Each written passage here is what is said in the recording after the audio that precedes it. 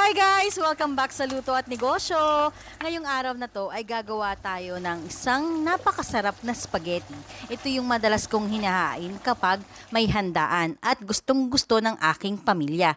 Tara na, simulan na natin! So una, magpapakulo tayo ng tubig. Lagyan natin ng asin at ng konting oil para sa ating noodles. Usually, ang pagluluto ng noodles ay minimum 8 minutes. By the way, kung bago pa lamang kayo sa aming channel, huwag niyong kalimutang mag-like, mag-share, and mag-subscribe para updated kayo sa lahat ng aming mga videos.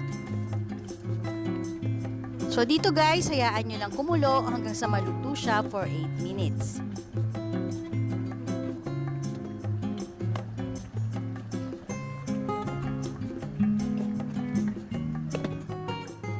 So, haluin nyo lang, and then, pwede na natin siyang kunin.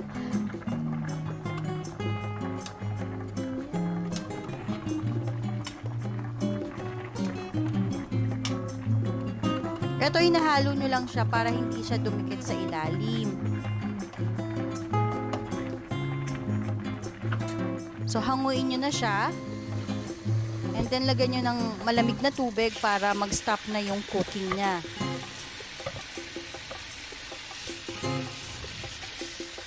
After nyong ma-wash yung noodles, pwede nyong maglagay ng oil. And then dito, magigisa na tayo ng ating sauce. As you can see, naglagay ako ng half na butter.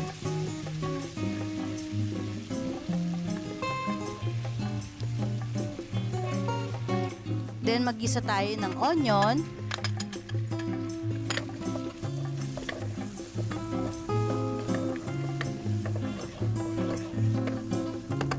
And then, ng bawang. Itong sauce na gagawin ko, sobrang dali lang at talagang kayang-kaya nyong gawin and magugustuhan ng mga bata.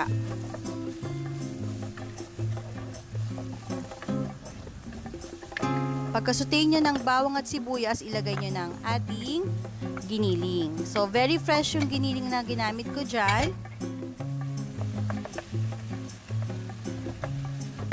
You can use pork or beef. Yung sa akin, ginamit ko ay beef.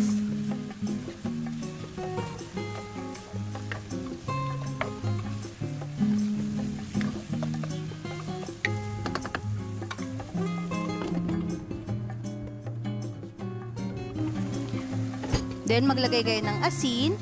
Haluin yung mabuti.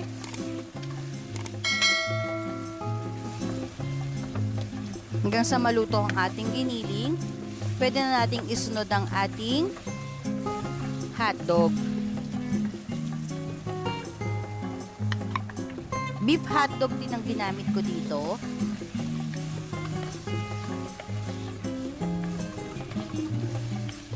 Tuloy lang sa pagpapakulo for a few minutes and then haluin lang natin siya hanggang sa totally maluto na ang ating giniling at ang hotdog.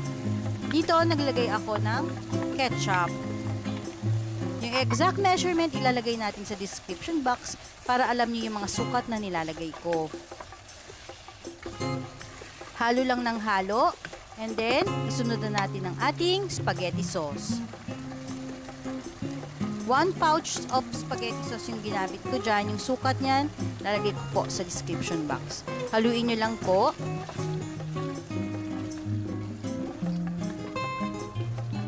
And then of course, ito yung pinaka-importante sa akin. Gumagamit talaga ako ng pineapple chunks.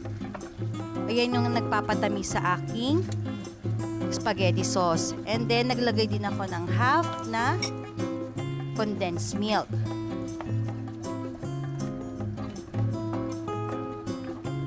Halo lang kayo ng halo. Malapit na siyang maluto guys. And of course, kung gusto niyo ng medyo may sipa ng spiciness, lagay kayo ng pepper. Again, depende po sa inyo kung gaano kaanghang yung gusto ninyo. Kung gusto nyo tama lang, pwede naman po yung para makakain po talaga ng mga bata. So, pakuluan nyo lang po.